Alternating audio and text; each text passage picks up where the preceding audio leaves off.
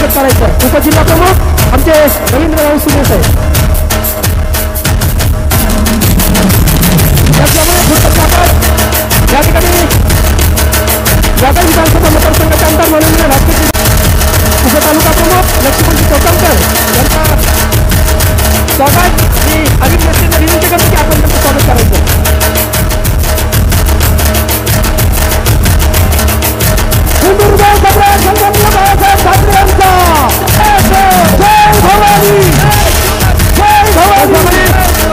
आजच्या होऊ दे चर्चा. त्यानंतर जाधव साहेबांचे अत्यंत जवळचे विश्वासू सहकारी नाही म्हणतो हिंदू हृदय सम्राट शिवसेना प्रमुख वंदनीय बाळासाहेब ठाकरे, पक्षप्रमुख आदरणीय उद्धवसाहेब ठाकरे, शिवसेना नेते व तुम्हा आम्हा सर्वांचे गेले अनेक वर्षाचे लाडकं नेतृत्व आदरणीय आमदार भास्करराव जाधव, उपजिल्हा प्रमुख रवींद्रजी सुर्वे, तालुका प्रमुख संदीपजी सावंत, उपतालुका प्रमुख कोकणकर साहेब व इथे उपस्थित सर्व शिवसैनिक सहकारी बंधू भगिनींनो, आपल्या पक्षाचे पक्षप्रमुख व महाराष्ट्र राज्याचे माजी मुख्यमंत्री आदरणीय उद्धवसाहेब ठाकरे यांनी संपूर्ण महाराष्ट्रभर एक कार्यक्रम दिला. होऊ दे चर्चा या नावाने हा कार्यक्रम. होऊ दे चर्चा म्हणजे काय तर 2014 पासून या देशामध्ये नरेंद्र मोदी साहेब जे पंतप्रधान म्हणून आपल्या देशामध्ये 2014 पासून आहेत आणि 2014 पासून आज 2023 पर्यंत ज्या ज्या थापा त्यांनी मारलेल्या आहेत, तुम्हा आम्हा सर्वांना फसवलेलं आहे, सामान्य नागरिकांची पिळवणूक जी केलेली आहे त्या फसवणुकीचा पर्दाफाश करण्यासाठी होऊ दे चर्चा हा कार्यक्रम सुरू झालेला आहे. आपणा सर्वांना अभिमान वाटेल की या होऊ दे चर्चा कार्यक्रमाचा शुभारंभ जो आहे तो पुण्यातून झाला आणि आपले पक्षाचे उपनेते माजी आमदार सचिनभाऊ आहिर यांच्या विनंतीने यांनी विनंती केली, आपल्या आमदारांना आपल्या शेटना विनंती केली आणि आदरणीय भास्करराव जाधव यांच्या हस्ते म्हणा किंवा त्यांच्या चर्चेने, त्यांच्या भाषणाने, त्यांच्या मार्गदर्शनाने पुण्यामध्ये या कार्यक्रमाची सुरुवात झाली. संपूर्ण पुण्यामध्ये या होऊ दे चर्चा कार्यक्रमाची खऱ्या अर्थाने चर्चा झाली आणि त्यानंतर आपण सर्वजण पाहिलं असेल की कोल्हापूरमध्ये 3 दिवस शेट होते. संपूर्ण कोल्हापूर जिल्हा आजूबाजू गडिंग्लज वगैरे सगळं असेल, हा कोल्हापूर जिल्हा आपला भास्करराव जाधवमय झालेला होता. हजारोंच्या संख्येने तिथे लोक उपस्थित राहत होते आणि शेठचं मार्गदर्शन, त्यांचं भाषण, त्यांचं वक्तृत्व हे ऐकण्यासाठी रस्तोरस्ती लोक जमा होत होते. केवळ भाषणांसाठीच नव्हे तर ज्या ज्या भागातून त्यांच्या गाडीचा ताफा जात होता त्या ठिकाणी रस्त्याच्या दुतर्फा लोक उभे राहत होते. शिवसैनिक तर राहतच होते, पण त्याचबरोबर महाविकास आघाडी म्हणून आदरणीय पवारसाहेबांना मानणारे लोक असतील, काँग्रेसला मानणारे लोक असतील, जे पश्चिम महाराष्ट्रामध्ये मोठ्या प्रमाणात आहेत, ते सगळेजण रस्त्यावर येऊन आपल्या शेठचं त्या ठिकाणी स्वागत करत होते, त्यांचं दर्शन घेत होते आणि सर्वजण एक विश्वास व्यक्त करत होते, एक समाधान व्यक्त करत होते की आम्हाला वाटलं होतं की सरकार कोसळल्यानंतर काय होईल, ही भाजपची दडपशाही आहे, त्याला कसं काय तोंड देणार.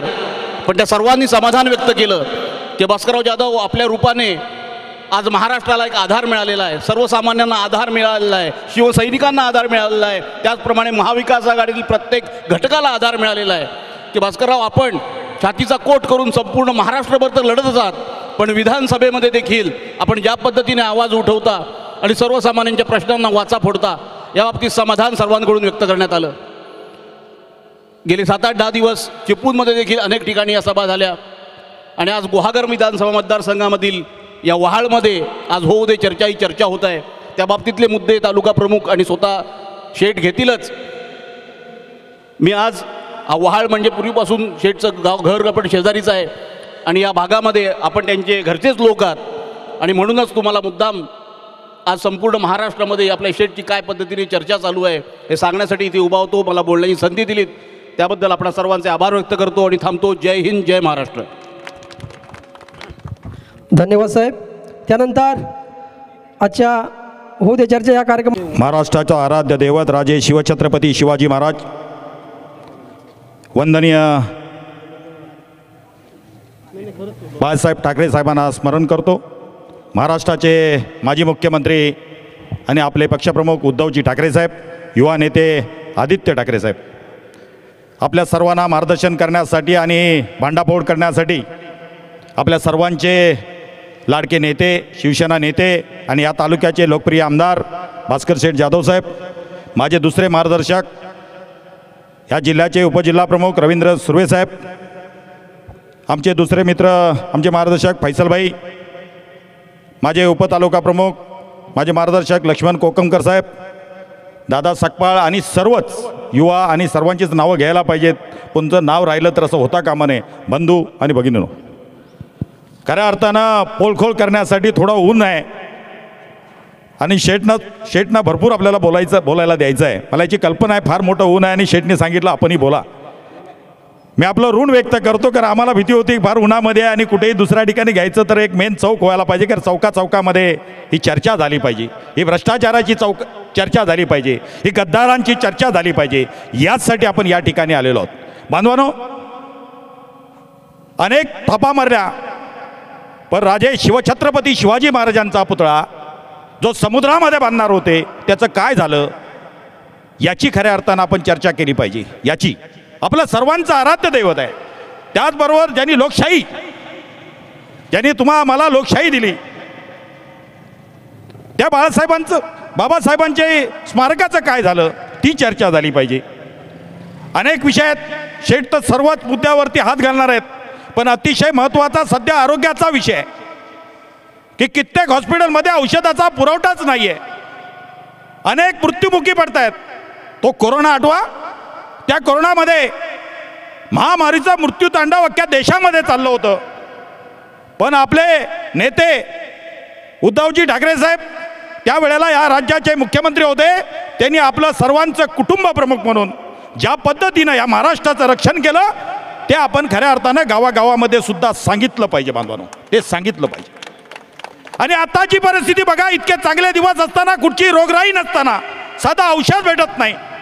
याचा खऱ्या अर्थानं यांना काय करायचं आहे तर हे सर्व हॉस्पिटल कोणाच्या तरी प्रायव्हेट त्या कोणाच्या तरी घशात घालायचे आहेत असं मला वाटतं.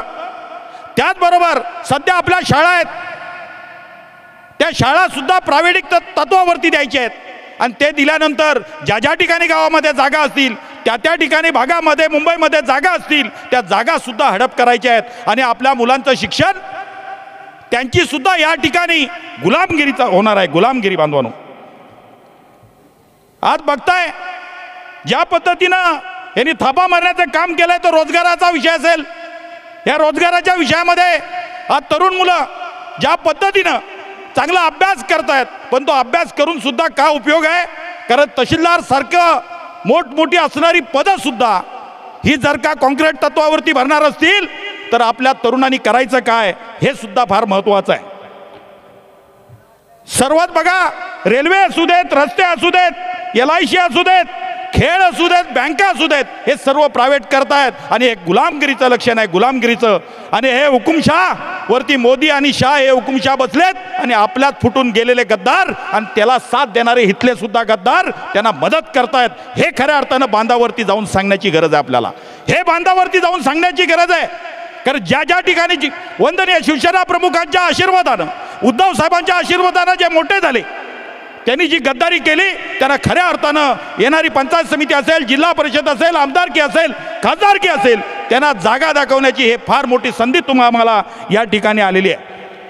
सिंचनाचा घोटाळा आहे, फार मोठा घोटाळा. मोदी साहेबांनी सुद्धा सांगितलं की फार मोठा घोटाळा झालेला आहे, और घोटाळा झाल्यानंतर 4 दिवसांना 8 दिवसांनी त्या घोटाळा बाददारांना आपल्या पक्षामध्ये घेताय आणि काय करताय, धुवून स्वच्छ त्या मशीनमधून टाकून स्वच्छ करून त्यांना मंत्रिपद देताय. बांधवानो, ही चर्चा करण्याची खऱ्या अर्थानं गोष्ट आहे. फार फार वेळ घेणार नाही, ऊन तडपत आहे, फार विषय आहेत आपल्याकडं, परंतु वेळात वेळ काढून नेत्यांनी आपल्याला जो टाईम दिला आपल्याशी चर्चा करणार आहेत. आणि म्हणून मनापासून आपल्याला सर्व जे उपस्थित आहेत, गावागावातले प्रमुख कार्यकर्ते, हे दुकानदार असतील, सर्वांनी येथे जे काय जे इलेक्शन येईल मग ते पंचायत समिती जिल्हा परिषद या ठिकाणी उद्धव बाळासाहेब ठाकरे साहेब आणि महाविकास आघाडीला जिथं जिथं आपल्याला सहकार्य करता येईल तिथं सहकार्य करावा इतकाच मी आपल्याला आपण जर आलात आपला आभार पण व्यक्त करतो या ठिकाणी आणि साहेबांना देतो. जय हिंद जय महाराष्ट्र. छत्रपती शिवराय हिंदू हृदय सम्राट शिवसेना प्रमुख माननीय बाळासाहेब ठाकरे आपल्या पक्षाचे पक्षप्रमुख आणि महाराष्ट्र राज्याचे माजी मुख्यमंत्री आदरणीय उद्धवसाहेब ठाकरे इको बंद करा इको नको. त्याचबरोबर या ठिकाणी उपस्थित असलेले आपले उपजिल्हा प्रमुख श्रीयुत रवींद्र सुर्वे, तालुका प्रमुख श्रीयुत संदीप सावंत, माझे ज्येष्ठ सहकारी श्रीयुत फैसलभाई कासकर, उपतालुका प्रमुख श्रीयुत लक्ष्मण शेठ कोकमकर, उपविभाग प्रमुख दादा सकपाळ, उपविभाग प्रमुख अरविंद मेस्त्री, गावागावातून आलेले सरपंच उपसरपंच प्रमुख पदाधिकारी आणि बांधवांनो भगिनींनो आणि सहकारी मित्रांनो, आपल्या पक्षाचे पक्षप्रमुख आदरणीय उद्धवसाहेब ठाकरे यांनी होऊ द्या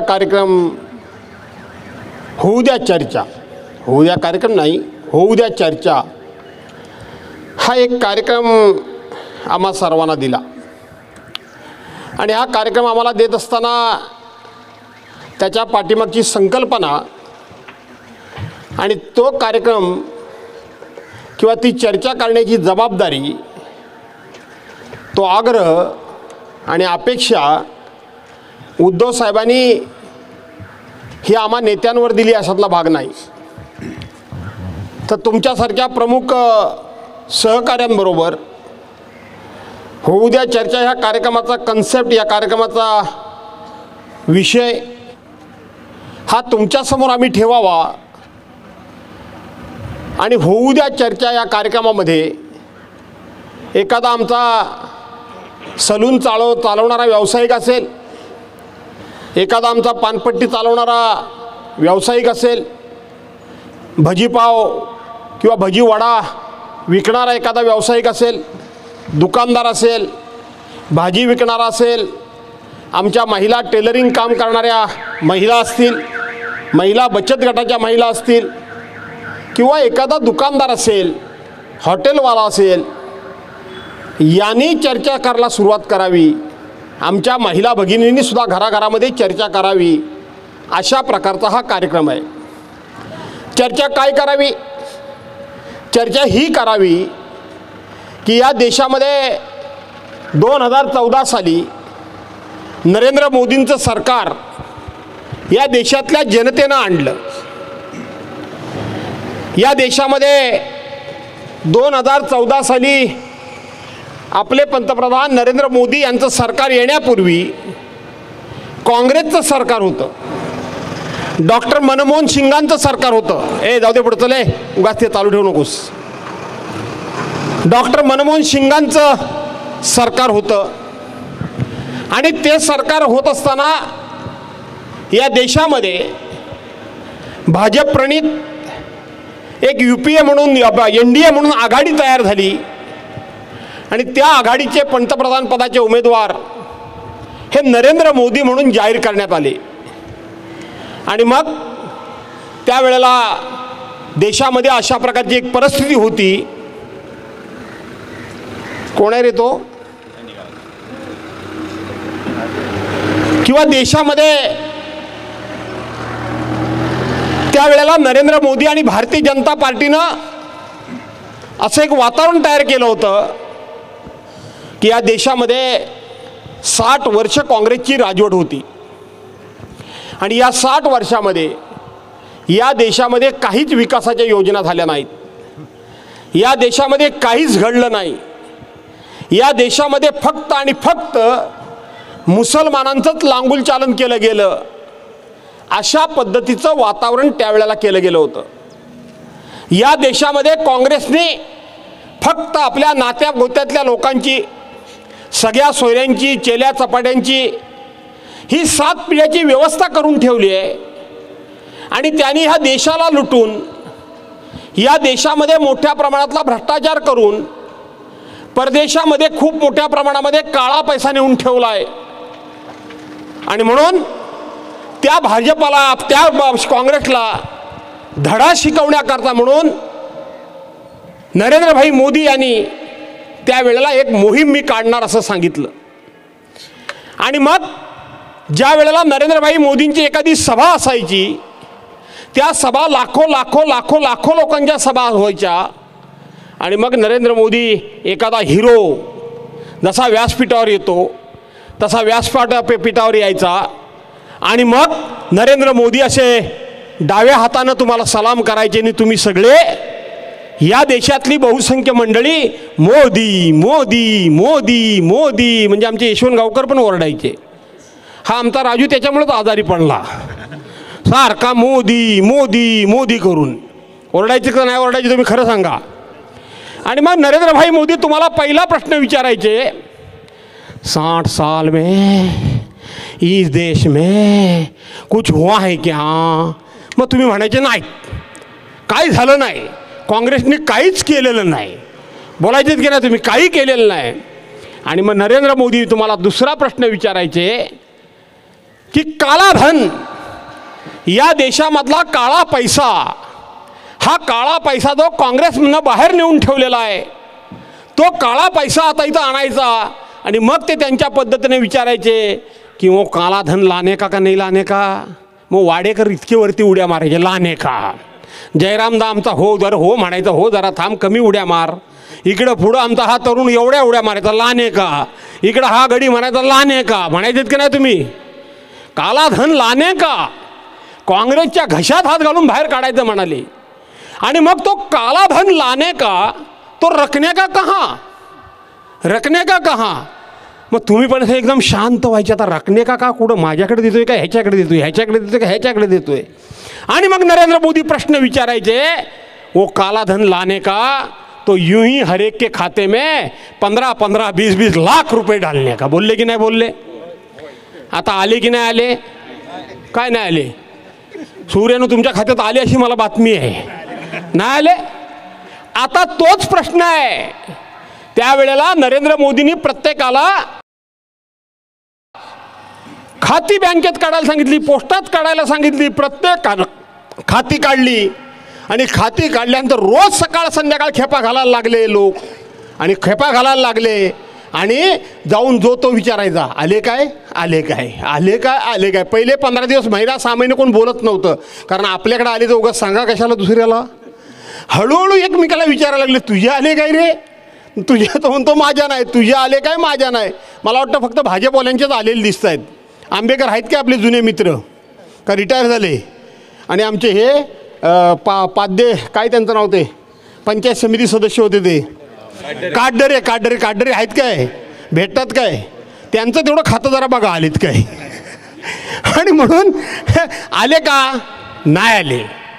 त्याच्यानंतर काय सांगितलं, मी महागाई कमी करीन, सांगितलं की नाही सांगितलं, बरोबर आहे. तेव्हा गॅसचे सिलेंडर जरी 20 रुपये वाढले तरी भाजपवाले रस्त्यावर उतरायचे रस्त्यावर उतरायचे, आंदोलन करायचे का नाही करायचे, करायचे. आता किती रुपये गॅस झाला होता, 1200 रुपये. काँग्रेसच्या राजवटीत किती होता, 380 रुपये, बरोबर आहे. तो 1200वर गेला, 1200वर गेला. तुम्हाला अच्छे दिन आले का नाही आले. आता जेव्हा ते प्रचारला येतील तेव्हा त्यांना विचारायचं, 380 रुपयाचा सिलेंडर 1200 रुपयाला कसा झाला. आता ते काय सांगतील तुम्हाला, नरेंद्र मोदींनी आमचे 200 रुपये कमी केले, सांगतील की नाही, बरोबर आहे. म्हणजे 1200 रुपये वाढवले हो आणि 200 रुपये कमी केले हो. आणि काय बोलताना बोलले की माझ्या बहिणींना, आता मी त्यांच्या टोनिंगमध्ये सांगत नाही, पण माझ्या बहिणींना मी म्हटले भाऊबीज दिली. वा रे वा, असा भाऊच बाकी कोणाला पण भाऊ मिळू नये. मात्र 9 वर्ष 380 रुपयाचा सिलेंडर 1200 रुपयाला घेऊन गेले आणि निवडणुकीच्या शेवटच्या वर्षाला 200 रुपयाला तो खाली आणला. म्हणजे असा भाऊ सगळं काढून काढून घेऊ का, आम्ही सगळं खाऊ आणि 200 रुपये तुम्हाला फक्त देऊ, असा भाऊ तुम्हाला चालेल. तुम्हाला काय वाटतं, हे 200 रुपये त्यांनी तुमच्याकरता कमी केले, हे तुमच्याकरता कमी केले नाहीत. तर आता 5 राज्याच्या निवडणुका लागल्या आहेत. त्या 5ही ठिकाणी भाजप कोसळणार म्हणजे कोसळणारच, 5ही ठिकाणी कोसळणार. आणि म्हणून तिथं 200 रुपये वाढवायचं तुम्हाला काम फक्त दिलेलं, बाकी काय केलं काय? त्यावेळेला प्रत्येक वर्षाला 2 कोटी सुशिक्षित बेरोजगारांना आम्ही नोकऱ्या देणार. सांगितलंस की नाही तू? तर त्यांच्या प्रचारला होतास नाही? कसं तुमची युती होती ना, मी नव्हतो बाबा त्याच्यात, मी नशीबवान. अरे गमतीचा भाग रे, असं काय करतोस तू? तू बाकी शांत होत नाही, घरी एकदा बायकोला येऊन सांगतोच जरा. आणि म्हणून आपणच प्रचार केला की नाही? सर्वांनी केला की नाही? मी आपण म्हणतोय सर्वांनी केला. काय सांगितलं तेव्हा? 2 कोटी लोकांना रोजगार देईन. आता किती? आता आहेत त्या पण शाळा बंद व्हायला लागल्या आहेत. आता ज्याचा संदीप सावंतांनी उल्लेख केला ते सगळं कॉन्ट्रॅक्ट बेसिसवर द्यायचं काम चालू आहे. आहेत त्या नोकऱ्या गेल्या, नोटाबंदीमध्ये नोकऱ्या गेल्या की नाही गेल्या? म्हणजे प्रत्येकाच्या खात्यामध्ये कालाधन आणून टाकायचं राहिलं बाजूला. अचानकपणे रात्री 8 नोव्हेंबर 2016ला अचानकपणे रात्री 8 वाजता देशाचे पंतप्रधान आपल्या सर्वांच्या समोर आले आणि काय म्हणाले? आज रात्री 12 पासून अरविंदला आवडलेलं नाही. ते असे म्हणाले, आज रात 12 बजे से 500 रुपये का और 1000 रुपये का नोट केवल कागज का टुकड़ा रह जाएगा. बोलले की नाही बोलले? 500 रुपयाची नोट आणि 1000 रुपयाची नोट ही निवळ कागदाचा तुकडा होईल. कुठल्याही प्रकारची पूर्वकल्पना दिली नाही, पैसे वटवायला संधी दिली नाही आणि अचानकपणे नोटा बंद केल्या. नोटाबंदी केल्यामुळं अनेकांना सुरुवातीच्या काळामध्ये 2-2 हजार रुपये फक्त मिळत होते, ते काढण्याकरता हजारो माणसं मेली लाईनीत उभी राहून. काय केलं आमच्या देशाच्या पंतप्रधानांनी? देशाच्या पंतप्रधानांनी हे केलं की त्यांनी बघितलं की हे सगळं उलटं झालं आहे. तेव्हा 90 वर्षाच्या आपल्या मातोश्रींना, आपल्या आईना त्यांनी लाईनीत उभं केलं. बरोबर आहे? आणि मग लोक म्हणायला लागली, बरोबर ग बाई, आपल्या आईशीला सुद्धा उभा करतोय. म्हणजे देशाच्या पंतप्रधानांकडं आपल्या आईला द्यायला 1000 रुपये पण नव्हते, ते लाईनीत उभं केलं. आणि म्हणून आता तुम्हाला ते विचारायचं आहे की त्यावेळेला 500 आणि 1000 रुपयाच्या नोटा बंद केल्यात आणि 2000 रुपयाच्या काढल्या की नाही? का? तर काळा पैसा बाहेर काढायचा आहे. आता 1000 रुपयाच्या नोटीत काळा पैसा दडलाय, तर 2000च्या नोटीत नाही दडणार. आता 2000ची नोट पण बंद झाली. आता 2000 रुपयाची नोट. जे मनाला वाटेल ते करायचं. आणि म्हणून येत्या निवडणुकीमध्ये आपल्याला सर्वांना त्यांना जाब विचारायचं आहे. 2014 साली तुम्ही जी भाषणं केलीत, जी आश्वासनं दिलीत, त्यावेळेला 50 रुपये जरी गॅसच्या सिलेंडरची किंमत वाढली तरी भारतीय जनता पार्टी या नेत्या स्मृती इराणी या सिलेंडर डोक्यावर घेऊन धावायच्या जिकडे तिकडे. आणि ह्या अरविंदला एवढ्या आवडायच्या. आणि मग सिलेंडर घेऊन जाता मध्येच कुठेतरी सिलेंडर ठेवायच्या आणि त्या सिलेंडरवर बसायच्या. आहेत का नाही फोटो जुने? सिलेंडरवर बसायच्या 50 रुपये वाढले म्हणून. मी तर देवाला प्रार्थना करायचो, देवा ही माझी बहीण आहे, की खालून सिलेंडर काय लिकेज होऊन देऊ नको. आज काय? आणि आज ते भारतीय जनता पार्टीचे लोक बोलायला तयार नाही. काय सांगितलं त्यावेळेला? आम्ही दाऊद इब्राहिमला खेचत आणू, फरफटत आणला दाऊद इब्राहिमला? त्यांना विचारावं लागेल तुम्हाला. ते काय सांगत होते की या राज्यामध्ये, या देशामध्ये मुस्लिम समाज फार मुजोर झाला आहे, फार डोक्यावर बसला आहे. आणि मग सगळ्यांना असं वाटत होतं की या मुस्लिमांना धडा कोण शिकवेल? तर नरेंद्र मोदी शिकवतील, पाकिस्तानचा खात्मा करून टाकतील. केला पाकिस्तानचा खात्मा. चीनला धडा नरेंद्र मोदी शिकवतील. भाजपवाले काय सांगतोय? नाही, दुसरी कोणाची छाती नाही, फक्त 56 इंचाची छाती. पाकिस्तानला धडा शिकवू शकतात, चायनाला धडा शिकवू शकतात. बोलायचे का नाही बोलायचे? कधी कुर्र्यात बोलायचे ना, बोलायचे. शिकवला. रोज चायना आपल्या देशामध्ये घुसलाय, रोज. 1972 साली हिंदी चीनी काय भाई करार झाला आणि 1972 ते 2020 पर्यंत या देशात चीन आणि भारतामध्ये एकही गोळी उडाली नव्हती आणि सीमेवरचा एकही जवान मेला नव्हता. पण 2020 साली तुम्हाला माहीत असेल की तिथं आपल्या देशाचे 22 जवान, ज्यांना भोगसून मारलं, ज्यांना पट्टीला खिळे मारून त्या खिळ्यांनी असं अक्षरशः चेचून चेचून हलाल हलाल करून मारलं, हे नरेंद्र मोदींच्या कारकिर्दीमध्ये घडलं. आज तक त्या चीनला धडा शिकवलाय आम्ही? आज तक त्या चीनला धडा शिकवला नाही. काय केलं? भाषण केलं की चायनीज वस्तू विकत घेऊ नका, चीनच्या वस्तू विकत घेऊ नका. जाऊन बघा जा, केंद्र सरकारकडून तुम्हाला सांगतात की चीनच्या वस्तू घेऊ नका, आणि याच मंडळीने चीन देशाला अनेक क्षेत्रातली कॉन्ट्रॅक्ट दिलेले आहेत का नाही दिले, जाऊन बघा. हा सगळा फसवणुकीचा उद्योग आहे, सगळा फसवणुकीचा उद्योग आहे, सगळी फसवणुकीचा कारभार सुरू आहे. आणि म्हणून दुसरी निवडणूक कशावर लढले तुम्हाला माहिती आहे? पहिल्या ह्या थापांवर निवडणूक लढले, दुसरी निवडणूक लढले त्या पुलवामाला आपले 40 जवान मारले गेले. 40 जवान. एक बस एका वेळेला अतिरेक्याने उडवली, एका वेळेला. त्यावेळेला देशातल्या काही लोकांनी संशय व्यक्त केला होता की हा निवडणुकीचा स्टंट आहे, पण सगळे घाबरून बोलत नव्हते, भीत होते. आज जशी भीती निर्माण झाली तशी परिस्थिती होती. काय म्हणाले भारतीय जनता पार्टीचे नेते? त्यावेळचे काश्मीरला असलेले राज्यपाल काय म्हणाले? काय त्यांनी सांगितलं की ज्या वेळेला ते 40 जवान मारले, लक्षात घ्या देशातल्या नागरिकांनी, 40 जवान मारले त्यावेळेला काश्मीरचा राज्यपाल मी होतो. मी सांगत होतो की एक विमान द्या त्यांना जमिनीवरून घेऊन जाऊ नका. जमिनीवरून घेऊन जाणे धोक्याचं आहे.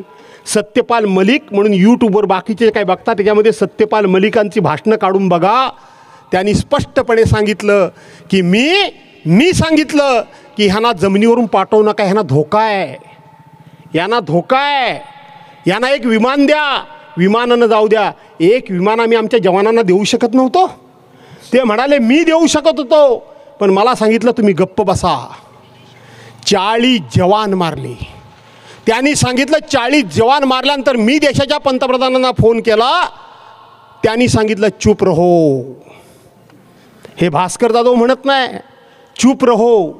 त्यांनी सांगितलं गप्प बसा, मी काही बोललो नाही. आणि त्याच वेळेला मला माहीत होतं की ह्याचं भांडवल हे 2019च्या लोकसभा निवडणुका जिंकण्याकरता करतील. हे सत्यपाल मलिक सांगतायत, बाकीचे आता भाजपचे लोक सांगतायत की ह्याचं भांडवल हे करतील. आणि ज्या वेळेला 40 जवान मारले गेले त्यावेळेला देशाचे पंतप्रधान त्यांच्यावर जो पिक्चर काढला जात होता त्या पिक्चरचं वेगवेगळ्या प्रकारचं शूटिंग करत होते. 1.5 तास देशाचे पंतप्रधान कॉन्टॅक्टमध्ये आलेच नाहीत. असं कधी घडतं? 40 जवान आमच्या सैन्याचे मारले जातात एका वेळेला आमच्या हद्दीत, एका बसमध्ये, आणि देशाच्या पंतप्रधानांना कळतच नाही. असं कधी होईल का? असं कधीही होत नाही. आणि म्हणून मग त्याच्यामध्ये सर्जिकल स्ट्राईक केला. आठवतं का? घुस के मारेंगे, काय होती घोषणा? घुस के मारेंगे. आणि मग झालं तिथं सर्जिकल स्ट्राईक केला. काय तो केला सर्जिकल स्ट्राईक? कुठं केला? किती माणसं मेली प त्या अतिरेक्यांची? कधी कुणी फोटो बघितलाय? फोटो अद्यापपर्यंत बघितलाय का? अमित शहानी जाहीर केलं की 250 माणसं मेली. जाहीर कुणी करायचं असतं?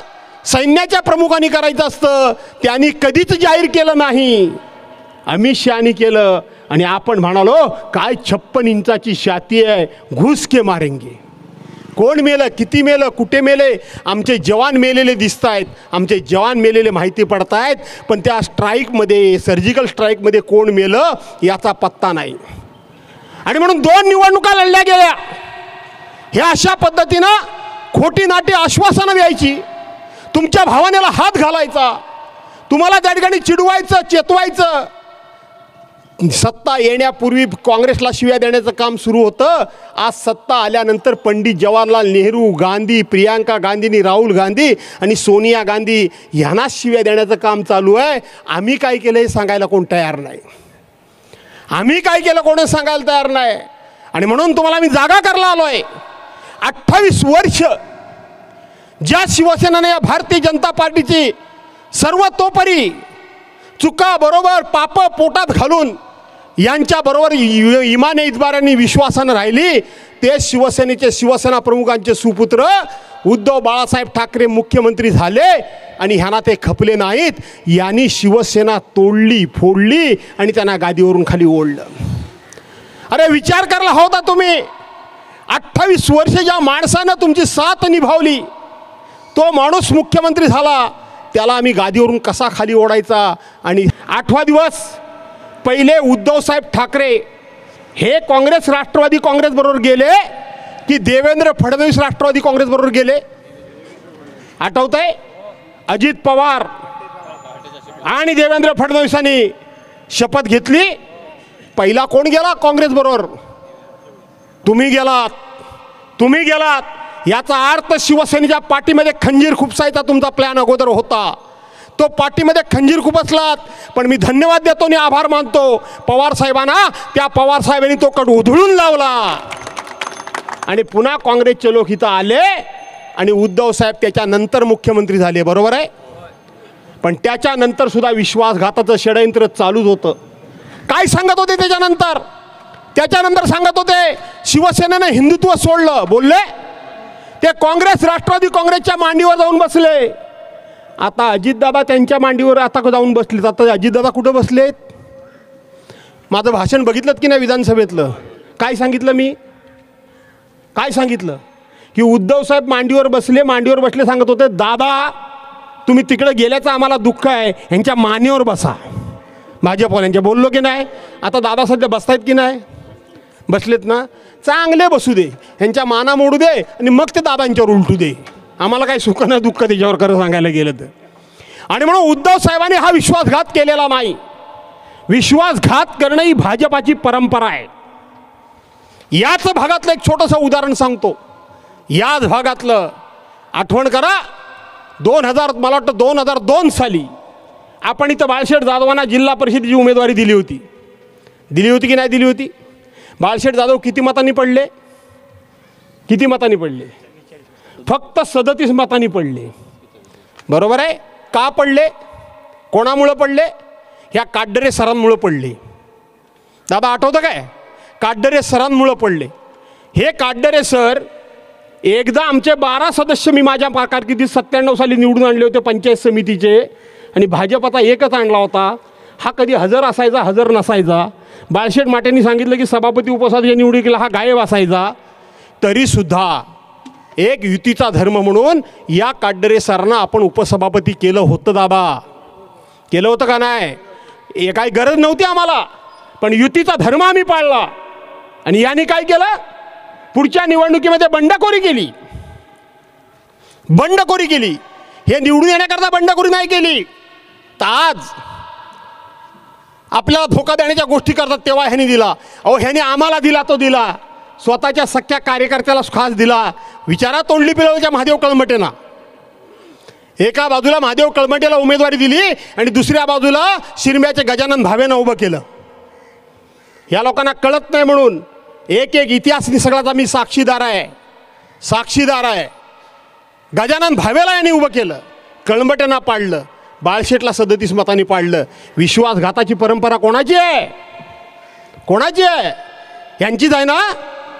आणि म्हणून तुम्हाला ही लोकांजवळ चर्चा करायची आहे. हे बोलतात ते खरं नाही.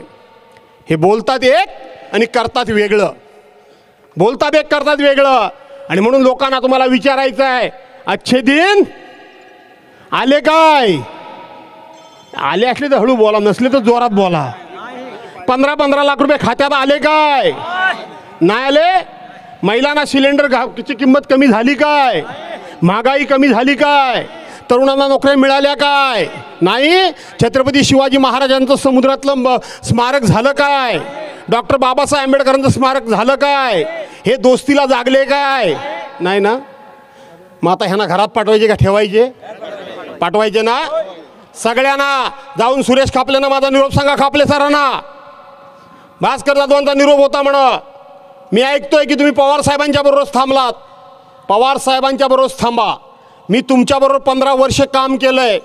या भागामध्ये अनेकांच्या बरोबर मी काम केलंय. मी पक्ष जरी सोडला असला तरी माझ्याबरोबर कोणी या असं मी कोणाला सांगितलं नाही. आणि कोण आला नाही म्हणून एका शब्दानं मी कधी कोणाला दुखावलं नाही. बोललोय कधी कोणाला? अजिबात नाही. पण मला सांगायचं आहे खापले सर आणि त्यांच्या सर्व सहकार्यांना, ही वेळ आहे छोटे मोठे मतभेद बाजूला ठेवायचे. मला बौद्ध समाजाला पण विनंती करायची आहे की ऐन वेळेला कोणतरी येतो आणि तो बहुजन विकास आघाडीचा आघाडीचा नाही म्हणत काय, तो हत्ती निशाणी घेऊन उभा राहतो आणि तुमची मतं तुम्ही वाया घालवता. आज ती वेळ नाही आहे. आज डॉक्टर बाबासाहेब आंबेडकरांनी दिलेली घटना, ही घटना अडचणीत आहे, हे संविधान अडचणीत आहे, हे लोकशाही पण अडचणीत आहे, ही लोकशाही पण अडचणीत आहे. काय म्हणतात नरेंद्र मोदी, काय म्हणतात भाजपवाले, 1 नेशन 1 इलेक्शन. तुम्ही पण सगळे उड्या मारता. हां, तर व्हायलाच पाहिजे. लय बा भारीसारख्या निवडणुकीचा कंटाळा पण येतो आणि खर्च पण होतो आणि मेलं पैसे पण लय खातात. आता ते खातात का लोक घेतात त्याचं मला काय माहीत नाही. पुढाऱ्यांना म्हणायचं खातात, आता तो पैसे खातो काय पुढारी का वाटतो काय करतो मला माहीत नाही बुवा. आणि म्हणून 1 नेशन 1 इलेक्शन कसं काय होणार हो. या गावच्या सरपंचाची निवडणुकीची मुदत संपली तर लोकसभेच्या निवडणुकीपर्यंत त्याला थांबवायचा.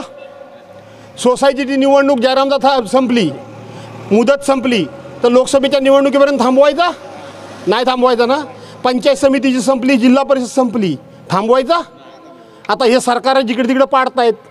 आता उद्या महाराष्ट्र सरकार पडलं, अध्यक्षांनी उलटापालटा निर्णय दिला, देण्याची शक्यता नाही कारण त्यांच्याकडे न्याय नाहीच आहे, तर पुन्हा पुढच्या निवडणुकीपर्यंत निवडणूक घ्यायचीच नाही. हे कधी व्हायचं हे सगळं. मग आज 5 राज्याच्या निवडणुका घेतल्यात, उद्या तुम्ही 1 नेशन 1 इलेक्शन घेतलं, तुमच्या लोकसभेच्या निवडणुकीबरोबर 4 महिन्यांत परत त्यांची निवडणूक घ्यायची. सगळं खोटं आहे. हे 1 नेशन 1 इलेक्शन नाही आहे, ही वाटचाल हुकुमशाहीकडे चालली आहे. पूर्वी गावचा एकच खोत असायचा का नाही, ह्या गावात पण होता का नाही.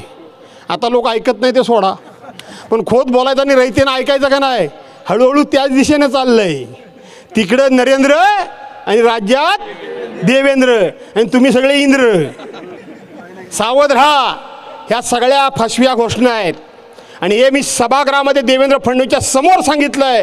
तुमचा हा डाव आहे. डॉक्टर बाबासाहेब आंबेडकरांच्यामुळं मागासवर्गीय असेल, ओबीसी असेल, महिला असेल, पुरुष असेल, ओपनचा असेल, गरीबातला गरीब असेल, श्रीमंत असेल, त्या सगळ्यांना एकच मत देण्याचा अधिकार आहे आणि तो प्रत्येकजण निवडणुकीमध्ये उभा राहू शकतो. ही डॉक्टर बाबासाहेब आंबेडकरांच्या घटनेची जादू आहे. तुम्हाला ती घटनाच अडचणीची वाटते आहे कारण सगळा कारभार तुम्हाला एकट्याच्या हातामध्ये ठेवायचा आहे.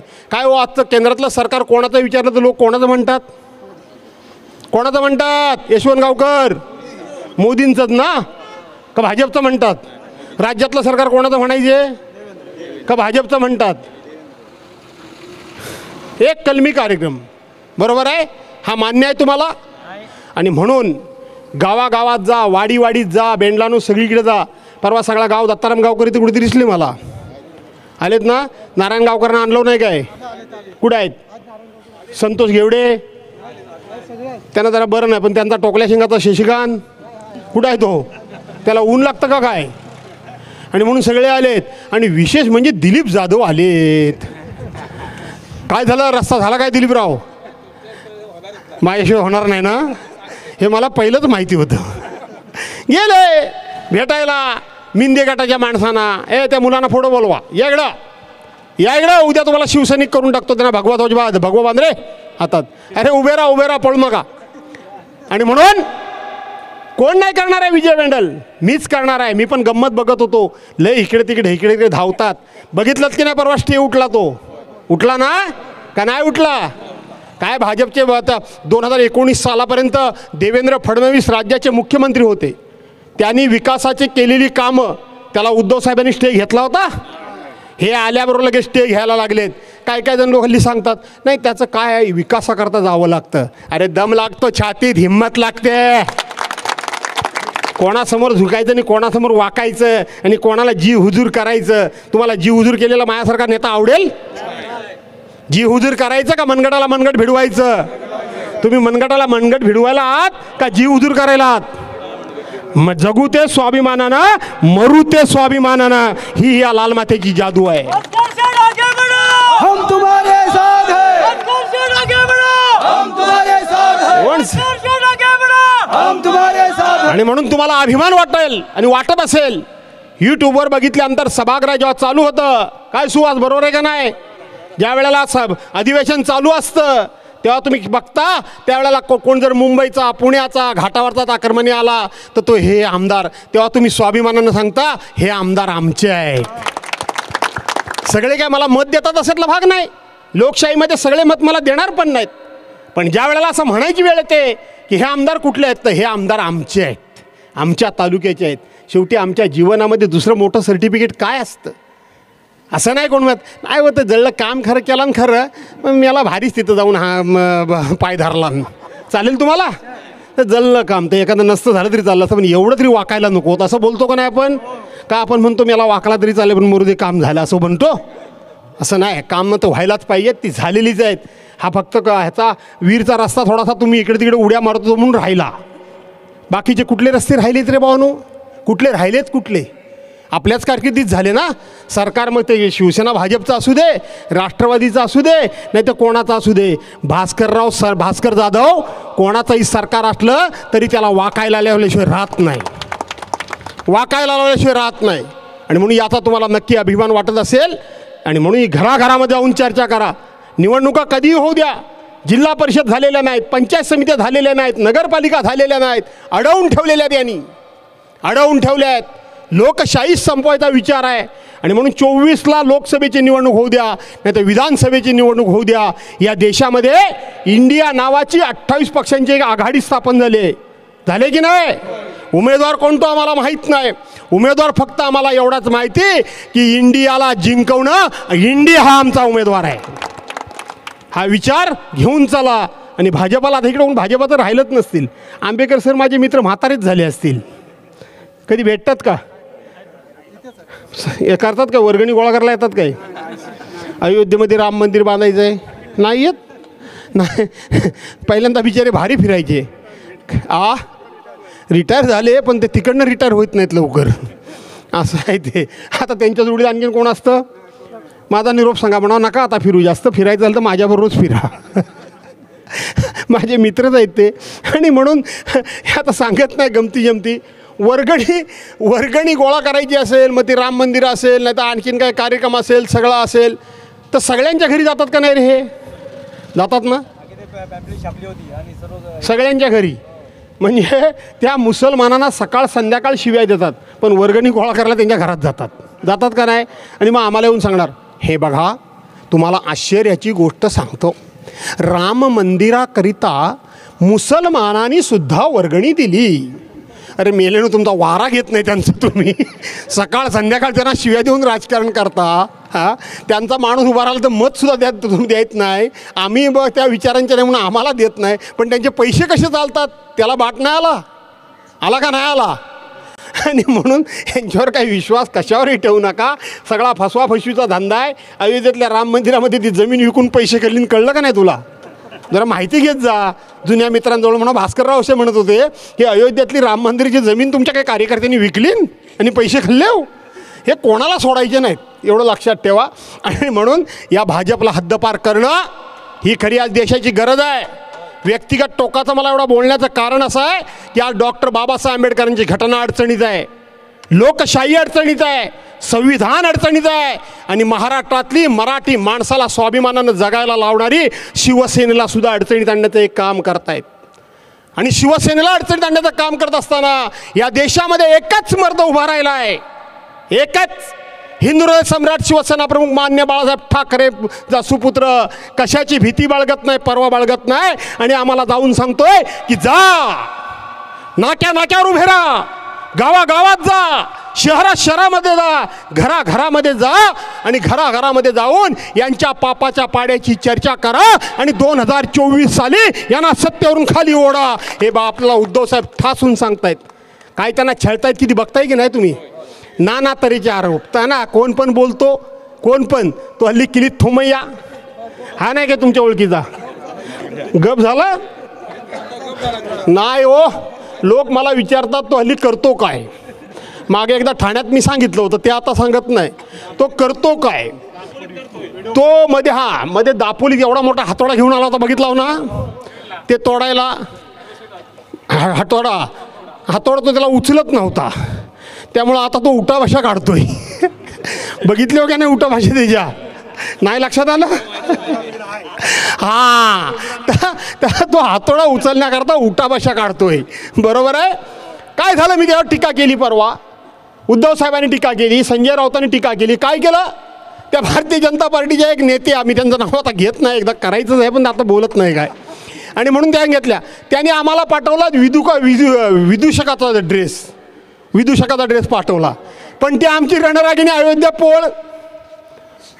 पोळ लढवई पोरगी आहे. तिला अनेक वेळा मारली पण ती काही घाबरत नाही आणि उद्धव साहेबांना काही ती सोडत नाही. आणि दुसरा एक कोणतरी परवा यूट्यूबर बघितला तर त्या आमच्या अयोध्या पोळनी डोकं लढवला.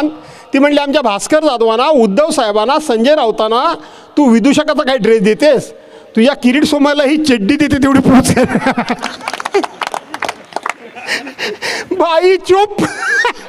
ती चड्डी घेणार कोण आणि किरीट सोमयला नेसवायला जाणार कोण. आणि म्हणून असं तुम्ही सुद्धा आता थोडंसं त्याचं काय पोस्ट आहे त्याला जरा उत्तर द्यायला शिकाल ना का नाही का. ते आपलं विचार का आपला आपसात त्यांनी काहीतरी चुकीचं लिहितात. मग विजय बेंडल लगेच आमच्या सुरेंशी म्हणणार अरे ते उद्धव साहेबांजवळ असं काहीतरी आलं होतं, काही खरं आहे काय रे ते. अरे पाठवणारा कोण हा, दुसरा कोण पाठवतायत. आणि म्हणून त्या अयोध्ये पोळणी दिलेली जी चड्डी आहे तेवढी जरा पोच करायचं काम तुम्ही करा. आणि मग अशा प्रकारच्या अनेक गमती सांगू. पालवणला पुढं सभेला जायचं आहे, रोज सभा चालू आहे. सर्वांना पुन्हा एकदा धन्यवाद देतो. काँग्रेस, राष्ट्रवादी काँग्रेस आणि भाजपाची सुद्धा जुनी मंडळी जवळ करा. सगळेच काय भाजपवाले वाईट नाही आहेत. 50 वर्षे त्यांनी तपश्चर्या केली, दिवस रात्र फिरले, लोकांना खरं खोटं काय ते सांगितली. पण कधीतरी आमचा दिवस येईल. आज त्यांचा दिवस आला आहे.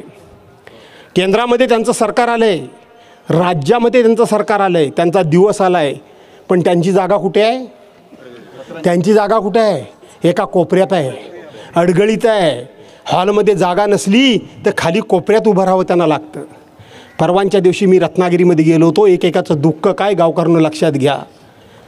रत्नागिरीत गेलो होतो. बापूसाहेब परुळेकर आपले जे जुने खासदार होते ते वारले. आणि म्हणून बाबा परुळेकरांना मी हाक मारला गेलो आणि मी खाली उतरतोय माडीवरून, म्हणजे ह्या मार्गतमानेच्या माडीवरून नव्हे, बाबा परुळेकर माडीवरून. आणि म्हणून माडीवरून खाली उतरलो. ते 5-6 जुने जाणते लोक मला भेटायला असले भाजपाचे. ते म्हटले आम्हाला तुमच्याशी बोलायचं आहे, जरा इकडे बोलायचं आहे. म्हटलं बोला. नाही म्हणाले जरा जाऊन बसूया इथं बाजूला कुठंतरी. चला बसूया म्हटलं. काय माझ्याकडे वेळ होता, काय बोलायचं आहे. त्यांनी मला प्रश्न विचारला जयरामदा की तुम्ही काय रत्नागिरीतून निवडणूक लढवताय आमदारकीची. मी म्हटलं रे बाबा माझ्या नावाची चर्चा जरूर आहे, सगळे मी लढवावे म्हणून म्हणतायत, पण मी एक सामान्य माणूस आहे, मी काय माणूस मोठा नाही आहे. शेतीवाडी आपलं करून आपलं सगळं कुटुंब सांभाळून माझ्या पद्धतीनं कुठलाही अंगावर डाग न घेता माझं जीवन मी जगतोय. मी काय रत्नागिरीत उभा राहून कशाला येऊ, मी गरीब म्हणजे सामान्य माणूस आहे. ते म्हटलं जाऊ द्या, उभा राहिलो तर मला नको रे वाढव बा, तू वाढवतोस म्हणून मला माईक खाली घ्यावा लागतो. आणि म्हणून मी एक सामान्य माणूस आहे, पण मला एक उत्तर द्या म्हटलं तुम्ही. मी जर उभा राहिलो तर तुम्ही मला मतदान कराल काय. मी हा प्रश्न विचारला त्यांना विजय बेंडल की तुम्ही मला मतदान कराल काय. त्यांनी काय सांगितलं, हे विभूते आमचे